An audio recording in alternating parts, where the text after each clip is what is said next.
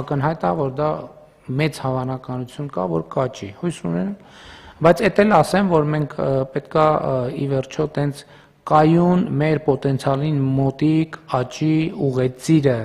մեզ համար լինի նպատակային, որովհետև գիտեք, մի հատ ուրիշ խնդրեմ ենք մենք հանդիպում, երբ որ մեր պոտենցիալից, ինչպես տնտեսագետներն են ասում, ավելաճ ենք ունենում, դա գնաճային երևույթների է որոշակի հանգեցնում շատ հաճախ, ինչը միշտ չի, որ բնականաբար գնաճը երբեք ցանկալի չի, դրա համար այս 6 հույս ունենք նաև այս ընթացքում ոչ թե հույս ունենք, այլ մեր տնտեսական աճի պոտենցիալն էլ ավելացել, դա էլ է շատ կարևոր, եւ մենք սենց ավելի շատ պետքա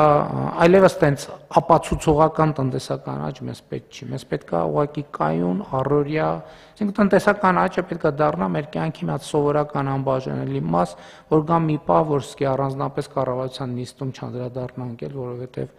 այլ այտենց ոչ մի նորություն չկա, համեցեք։ Շատ կարճ,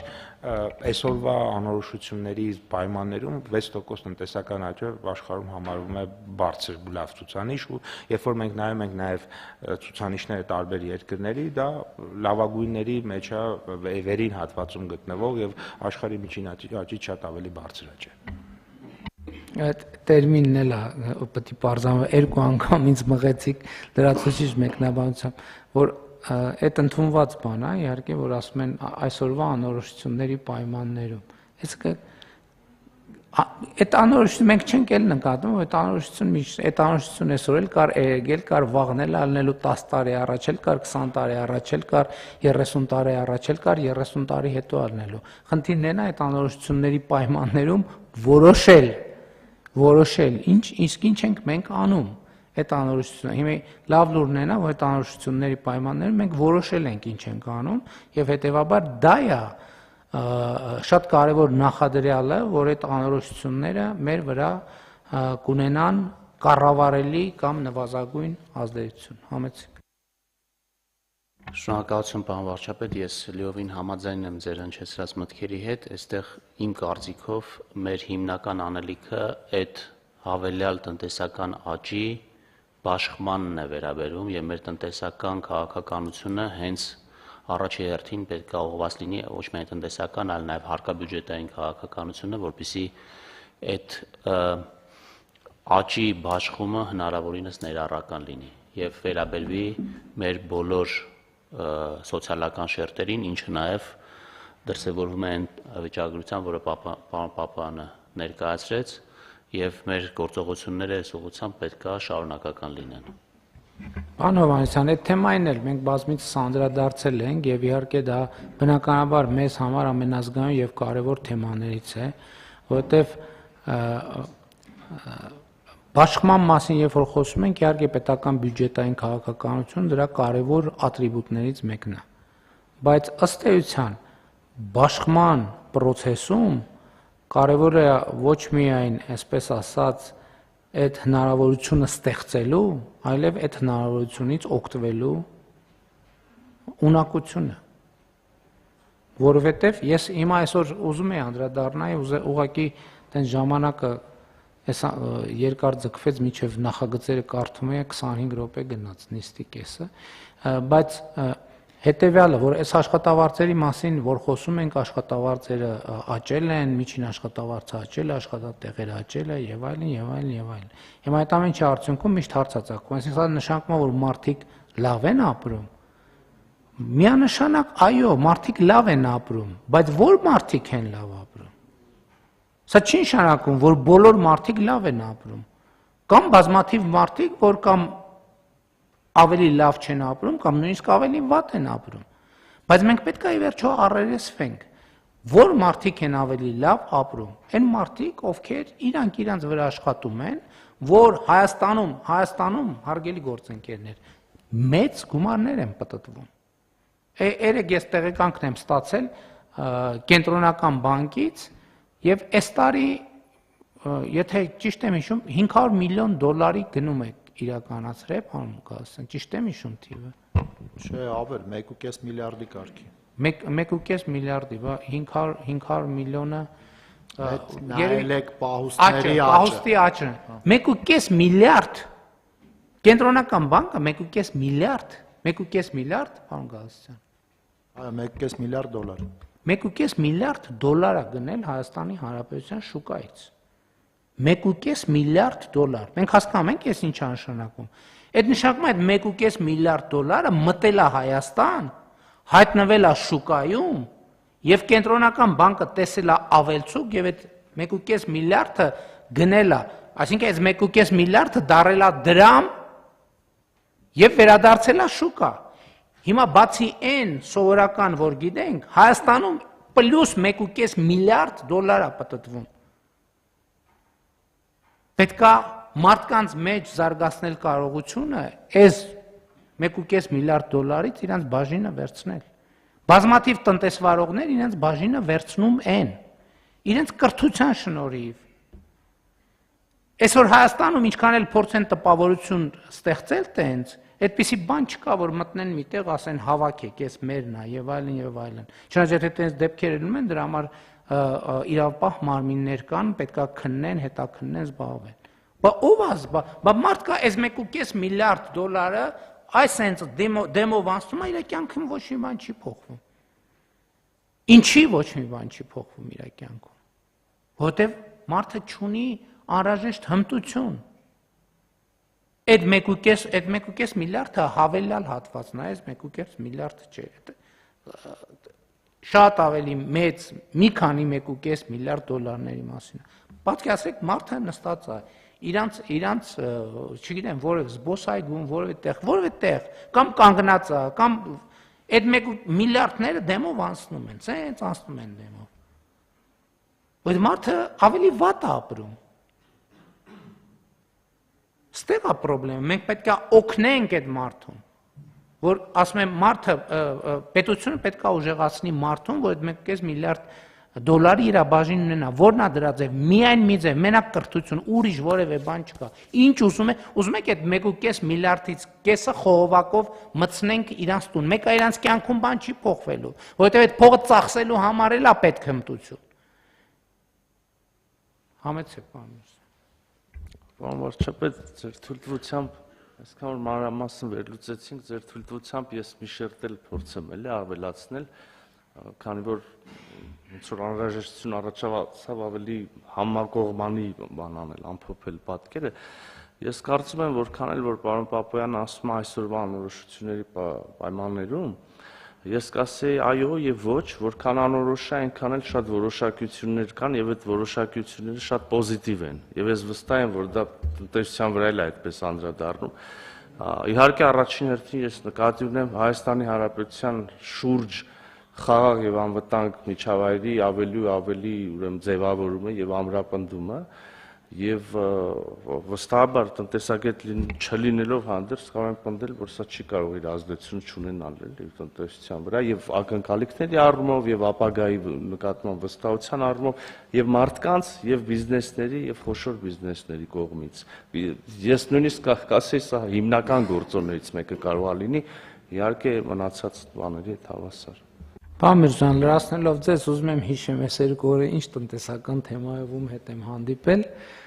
չեմ կարող հիշեմ, բայց հիշում եմ մի բան, որ երբ որ տնտեսությունից խոսում, ես անդադ լսում էի օգոստոսի 8-ից հետո, օգոստոսի 8-ից հետո, օգոստոսի 8-ից հետո, օգոստոսի 8-ից հետո։ Խոսում են տնտեսական նախագծերի մասին, ներդրումային հնարավորությունների մասին, հեսա որ հիշեմ, կասեմ, բայց այդ հանդիպումից ուղղակի ինչի մյուսները չեմ հիշում, որտեղ այս օգոստոսի 8-ից հետո արտահայտությունը այնքան է ֆիքսվել հիշողությանս մեջ, որ իսկապես այդ կա։ Եվ բայց նաև այդ կա, որ մենք պետք է Էտել ասենք, որ կա չէ տենց դժվար ժամանակներ, անորոշ ժամանակներ, խառը ժամանակներ, բանի հիմա նաև միջազգային ամբիոններից այդ ամեն ինչը հնչում է, բայց պետք է մի րոպե ասել, հələ մի րոպե էլի կներեք, մի բան հարցնեմ, այդ երբ էր ժամանակները որոշակի, չկա տենց ժամ, եկեք նայենք հետահայաց նայենք վերջին տարիների պատմությունը, երբ է եղել որոշակի։ Չէ, կներեք, այդ նույն ժամանակներում էլ եղել են կոնֆլիկտները եւ այլն եւ այլն եւ այլն։ Այսինքն չի եղել եւ չի լինում ուղղակի։ Գուցե պակաս եւ ավել, ոչ մի խնդիր։ Եվ այդ առումով այո, մենք պետքա մեր հստակ քայլերով ռազմավարության որոշումներով գնանք առաջ եւ դա նաեւ տնտեսությունն էլ ինքը էմոցիոնալ եւ հոգեբանական բան ունի։ Պարոն Գրիգորյան, դուք ինձ մի հատ գիրք եք նվիրել,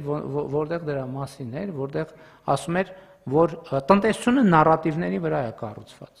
Ասենք մարդը լուր է լսում, այդ օրը որոշում է գնա սրճարան թե չգնա, գնա ռեստորան թե չգնա։ Այդ օրը միս առնի, կաթ առնի, թե սուխարի առնի երկար պահելու համար։ Ամբողջ ժամանակակից տնտեսությունը, այսինքն այն որ կատարվում է իրականության մեջ, եւ իմ չայլոց, սրանց քաղաքական հետևություն էլ կա։ Այն որ 2025 թվականին, 2024 թվականին, 2023 թվականին մենք շարունակական տնտեսական աճ ենք ապահովել, դա նշանակում է, որ ոմանց կողմից զարգացվող Հայաստանի կործանման տեսության ոչ մեկ չի հավատում։ Հակառակ այդ պայմաններում հենց այդ գիրքը հիշեցի, այդ Նոբելյան մրցանակակիր էր կարծեմ գրքի հեղինակը, այդ տրամաբանության չի կարա տնտեսությունը զարգանա, որովհետև տնտեսությունը զարգանում է այն պայմաններում, երբ որ տնտեսության մասնակիցը, մարդը հավատում է ապագային։ Եվ կարծում եմ այդ տրամաբանությամբ մենք պետք է առաջնորդվենք, բայց անցնենք գուցե հաջորդ հարցերի քննարկմանը։ Այս հարցն էլ չմոռանանք քվեարկենք, այդքան նախագիծ կմնա բան կիսատ, անկատար։ Հարց համար 37 քվեարկության դրվում, հարգելի գործընկերներ, ովքեր են դեմ որոշման ընդունմանը, մտքերով եք բան, դեմ չկա, որոշումն ընդունված է։ Քննարկում ենք հարց համար 15-ը անկանխիկ եղանակով վճարումներից կենսաթոշակառուներին հետ վճար տրամադրելու կարգում փոփոխություններ կատարելու մասին հարցը զեկուցող աշխատանքի եւ սոցիալական հարցերի նախարար Արսեն Թորոսյան, համեցեք պարոն Թորոսյան։ Շնորհակալություն պարոն վարչապետ, ըստ էության այս նախագծի մասին մենք շատ ենք խոսել, սկսած ազգային ժողովում մեր ելույթների ժամանակ վերջացրած այլ հրապարակային առիթներով եւ հիմա առաջարկում ենք իրավական կարգավորում ընդունել։ Հետվճարի ծրագրի գործողության ժամկետը առաջարկում ենք երկարաձգել եւս 1 տարով, մինչև 2026 թվականի դեկտեմբերի 31-ը, միաժամանակ շահառուներին հնարավորություն տալ անկանխիկ վճարումներից ստանալ ավելի մեծ չափով հետվճար։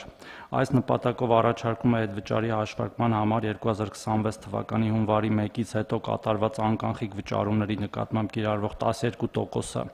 ավելացնել եւ սահմանել 20%, իսկ հետվճարի առավելագույն չափը 6000 դրամից դարձնել 10000 դրամ։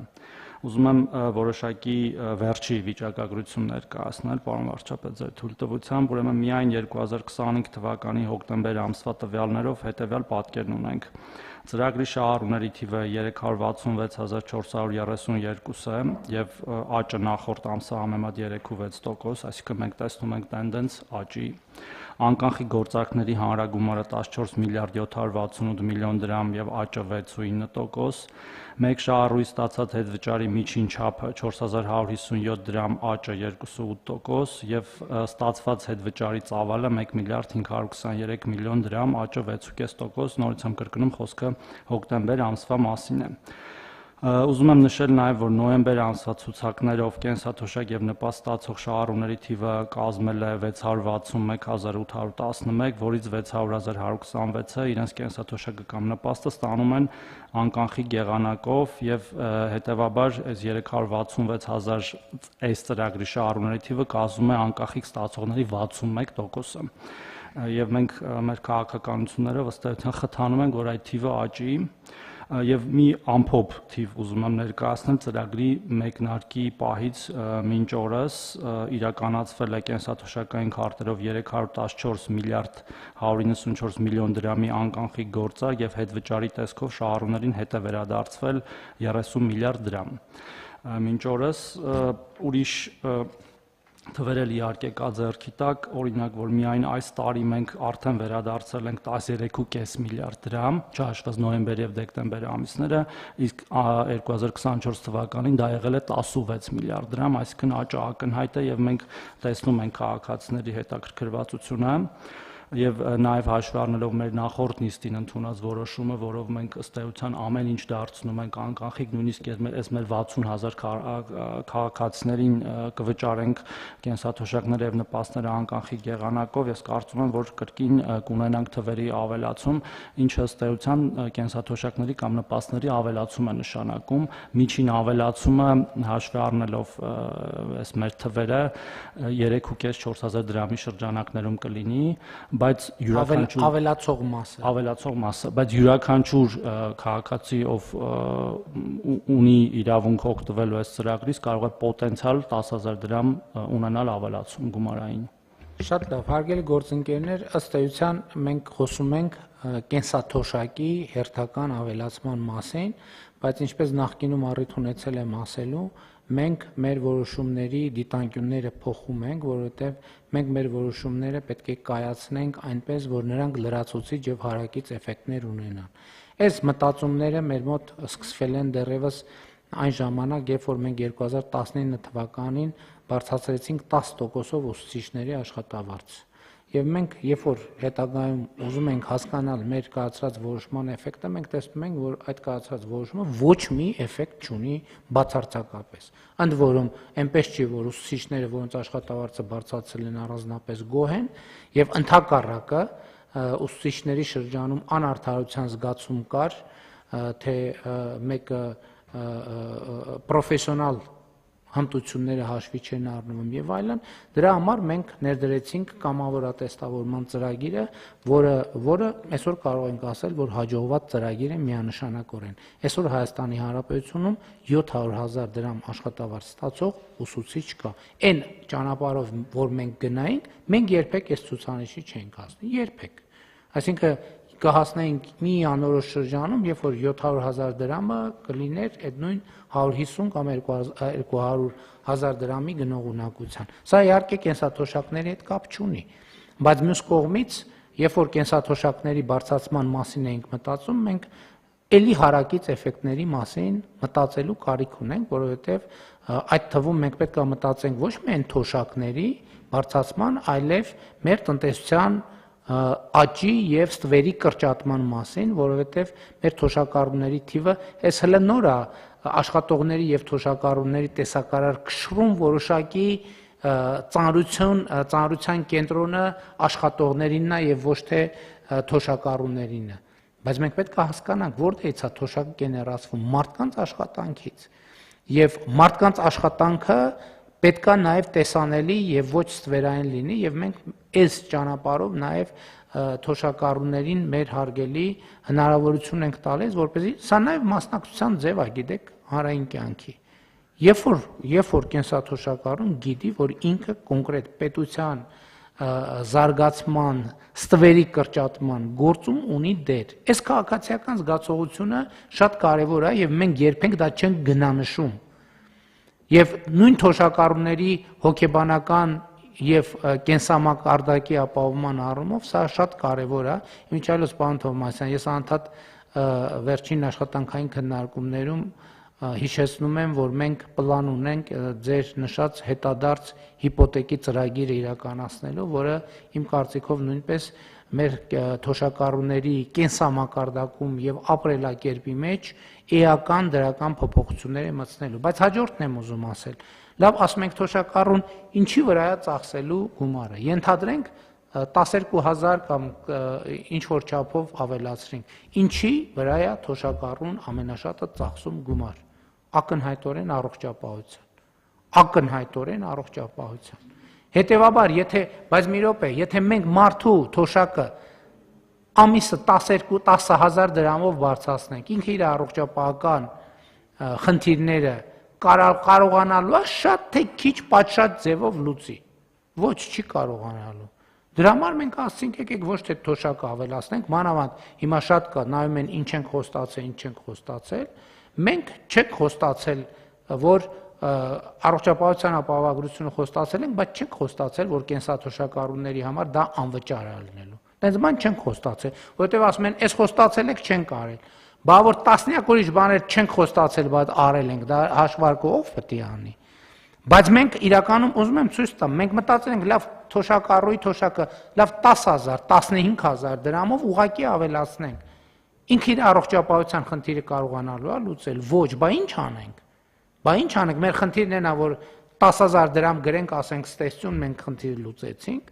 Մենք նրա համար առողջապահության ապահովագրության համակարգը ներդրեցինք, ճիշտ է հիմա 65-ից պլյուս թոշակառուներին, մենք իրանց ավելացրած թոշակը առանց իրանց հարցնելու դնում ենք այդտեղ, բայց իրանք այդտեղ ստանալու են մի քանի անգամ ավել արժեցող ծառայություններ, որոնց կարիքը իրանք իհարկե կունենան, Աստված տա չունենան։ Բայց գործնականում դա չի լինում, որովհետև վիճակագրությունը ցույց է տալիս, որ մարդիկ իրանց կենսաթոշակառուների առաջնային կարիքը առողջապահական ծախսերը հոգալն է, սկսած դեղ եւ այլն եւ այլն։ Ես էլի ուզում եմ ճշգրտել, որ մենք ոչ բոլոր դեղերի ոչ ամբողջական ծախսերն ենք փակելու, բայց մենք այս ճանապարհով թոշակառուներին վերադարձնում ենք այնքան գումար, որը էականորեն ավելի է այն 10-11 հազար դրամից, որ մենք իրանց պոտենցիալ ավելացող թոշակից վերցնում ենք եւ դնում ենք իրենց առողջապահության համակարգի մեջ։ Այսինքն մենք իրանց համար ենթակառուցվածք ենք ստեղծում բոլորովին նոր ծառայությունների ենթակառուցվածք, որը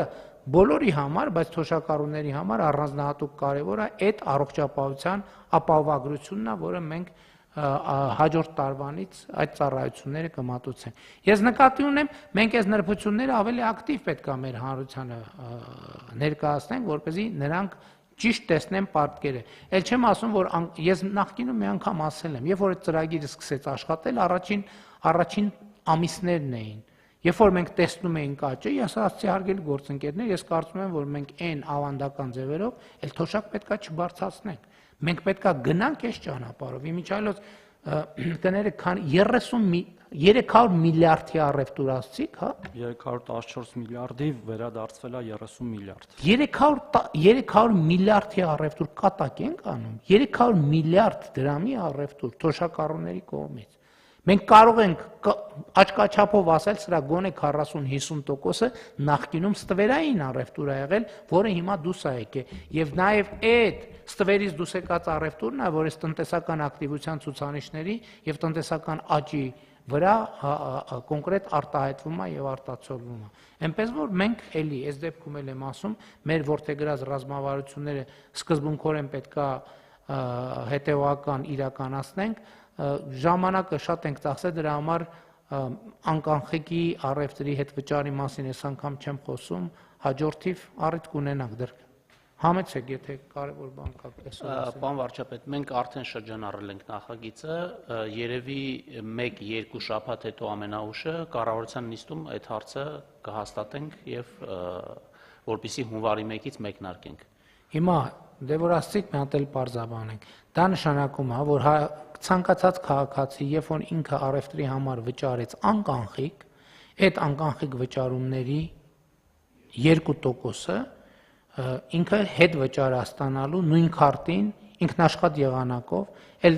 դիմում գրելու բանի անհրաժեշտություն հերթ կանգնել, դիմում գրել, նույնականացման քարտ, անձնագիր, ծննդը։ Դա վերաբերվում է արկա քարտերին։ Դա վերաբերվում է արկա քարտերին, այո, հայաստանյան քարտերին։ Շատ լավ, համեցեք բան։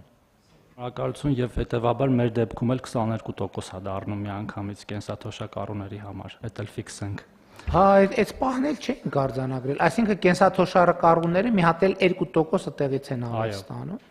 Տեսնում եք։ Եվ պարոն վարչապետ, այդ ամեն ինչը հաշվի առնելով նաև որ դուք իրավացիորեն նշում եք, որ փաստացի հաղթանակ իրավիճակ է ստեղծում, քաղաքացին մասնակցում է իրից թոշակի գեներացմանը, նաև ստվերի կրճատմանը, բայց այնուամենայնիվ մենք մի քիչ վարչարարության խստացման անհրաժեշտություն ունենք հատկապես գյուղական համայնքներում, առևտրի կետերում, անկանխիկ առևտրի մասով ես խնդրում եմ, որ մեր գործընկերները հատկապես պետեկամուտների կոմիտեի այս մասով մի քիչ աշխատանք կատարեն, որտեղ բողոքները հիմնականում դրանից են։ Ասում են մենք գնում ենք քարտով, մեզ ասում են ապարատը չի աշխատում, լույս չկա, չգիտեմ, եւ այդպես շարունակ, թեև դա դրթում է այնուամենայնիվ, որտեղ մենք թվերը տեսնում ենք աճի եւ շրջանառության աճի եւ մարդկանց աճի, բայց մենք էլ մեր կողմից մի քիչ աջակցենք, որ process-ները ավելի սահուն ընթանան։ Այո, բայց տեսեք, դա էլ հաջորդը, այդ բողոքը, այդ շատ լավ նշան է, որովհետև նշանակում է, որ քաղաքացի է հայտնվել, որը շահագրգիռ է, որպեսզի կայացված որոշումները ի կատարածվեն, որը օրենքը գործի։ Հասկանում եք, այս շատ կարևոր նրբություն է։ Շատ կարևոր նրբություն է։ Հիմա մեր կարգավորումներով, օրենքով եւ այլն առևտրի ոչ ստվերային լինելը, այդ օրենքի պարտադիր պահանջ է։ Բայց այդ շատ դեպքերում հնարավոր չի լինում, որովհետև կաբինետներից հնարավոր չի վերահսկել։ Եվ երբ որ չկա շահագրգիռ քաղաքացին, որ այն կողմից ասի՝ մի րոպե, ինչ ես անում։ Հենց սա այն դեպքն է, որ քաղաքացին ելի եմ ասում, պետք է հասկանա, որ ստվերային առևտրի ամեն գործարք իրենից կոնկրետ գումարա տանում, չեմ ուզում ասել գողանում, որ բան կոպիտ չհնչի, բայց ելի եմ ասում, մենք մտանք խանութ, այս ժամացույցը գնեցինք, մենք այս ժամացույցի հարկը վճարում ենք, չենք կարա չվճարենք, ավելացված արժեքի հարկը իրա մեջ է։ Այսինքն մենք փողը տալիս ենք բանը ձեռք բերելու համար, ժամացույցը ձեռք բերելու համար, եթե գործարքը սահմանված կարգով չի կնքվում, 20% ավելացված արժեքի հարկը չի մտնում բյուջե, եւ այս նույն ժամացույցը վճարած քաղաքացու ճանապարհը ասֆալտ չի լինում, երեխան դպրոցում սահմանափակ հնարավորություն ունենում եւ այլն եւ այդպես շարունակ ամենատարբեր բաներ պիտի նշենք եւ մենք սրա մասին պետք է ասենք մարդկանց, որ իրանք հասկանան, որ այդ գործարքը իրենց թվում է թե կառավարությունից են, կառավարությունն է պակաս ստանում։ Ոչ, դուք եք պակաս ստանում, սիրելի քաղաքացիներ, ամեն անգամ առանց ՀԴՄ-ի անկանխիկ առևտրի սահմանափակ ստվերային ամեն գործարք, դուք ինչ 1000 դրամ, 1000 դրամ եք տվել,